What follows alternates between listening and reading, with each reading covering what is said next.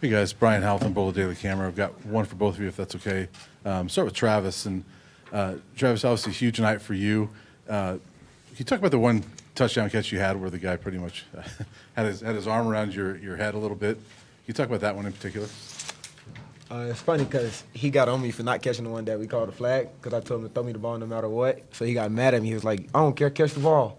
So that one, I just know I had to catch the ball. I had no other choice, no other option. So whatever I had to do to get the ball, I was going to get it. And Shedeur, just the night tonight, I mean, the passing game was obviously working pretty well. And how much fun was it to click with Travis like that and Jimmy like you did and just kind of get that passing game going? Well, I mean, it was cool, but every incompletion, it hurts me inside a little bit for sure. Besides the ones, we throw away, get out of trouble. But I'm thankful. I'm excited for a win, but there's definitely situations in that game I personally could have handled better. It's throws, I could have made. It's checkdowns I could have got to. So really the main goal tonight is just recover a little bit and watch the film and see where we got to improve. Joe Rico, Mile High Sports Radio. You guys have an amazing chemistry. This must go way back. Talk a little bit about your history because you guys are just phenomenal effort by Travis and you on so many plays, and you seem to know exactly where he is. He seems to know exactly where the ball is going to be. Great effort. Well, it was really a connection because he made the decision to defy the odds, to go on a different route and come to Jackson State at the time. And, from then on, it's, something that I look back and now I really respect him a lot for because, a player of his caliber didn't have to do that, But he did, and that's powerful right there. So then years on years on years of connections, years of talking about different things. He plays defensive back, so he understands body position. He understands a lot of things a lot of receivers don't understand. So that's the pro of, having him on there when he practices all week on defense sometimes or then he gets out there and he handles his business, and it's just we locked in mentally. So that's the overall goal I'm trying to get with all the receivers, really, because everybody know each game somebody's going to shine. I didn't know Jimmy had 198 yards today. That was crazy. He should have been right here, right? Everybody got involved, so that's what's good. Everybody got some touches, but we just got to make sure everybody gets the ball. Adam Worcester Tiger, 24/7 Sports. Shedeur, you were hit a few times, but sacked just once. How did the pocket feel tonight for you? The lineman had an incentive. That's it. They had a great incentive. So they definitely did what they were supposed to do today. So it feels good. I feel real good coming out the game. But we still got to recover the right way. Make sure going into the following weeks is compound interest. So it's keep getting hit over and over and over and over. And that was kind of like my first hit since November. So felt good, to be live out there a little bit. Travis, just for you defensively, what was the main difference for you guys between the first and the second half? We had to get our eyes right in the right place. They came out. We already knew what we had to do, but somehow we took them as a fool. We didn't respect them enough to come out there and just play how we needed to play in the second half, how we did in the first half. So we had to come out there and just put our eyes in the right spot. Coach chewed us out at halftime, let us know what we got to do. We got to stop them. We got to get stops, let our offense go to work, and that's what we came out to do. It's complimentary football. So, when we need them to show up, they'll be there. When we got to show up, we'll be there. But everything less than scoring every drive is kind of like a little failure to us because we take the game so serious. We take each drive so serious, and you don't know what play could have been the play, to decide the game. So that's why it's we enjoy the win overall, but it's definitely a lot of stuff we left on the table. It's quicker things I could have got to the reads, and it's just nothing but room for improvement. But that's a great starting point versus a great team. It's really hard to get the tails on what coverage and everything they do. So I'm just happy that we was able to face them, a real challenge. Shedeur, you talked about your relationship with Pat Shurmur and being more comfortable in this offense, knowing what you're seeing ahead of time. Yeah. Did that manifest itself in the 17-play drive? It felt like you were in control. Was that good to feel that? Yeah, that was real good to feel. It was. Yeah, it was 17-play drive. I think. 8:10 off the clock. Said 8:10 off the clock on that drive. We had the ball for 8:12 in the first half. That one drive.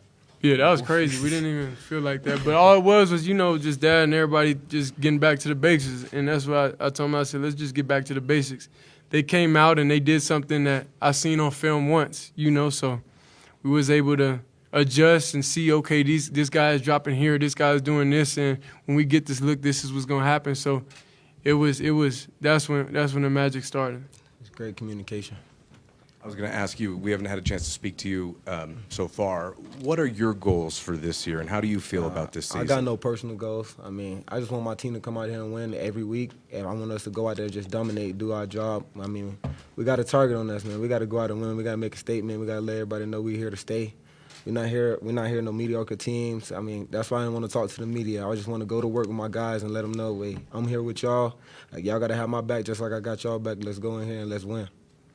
But honestly, it's no personal goals though. That's the big. A lot of people say that, but honestly, we just want to win games. That's it. Like, we just try to win games. Whatever, everything else is that. But of course, we gotta get a lot of completions though. But personal goals, we don't really care about that. Just wins.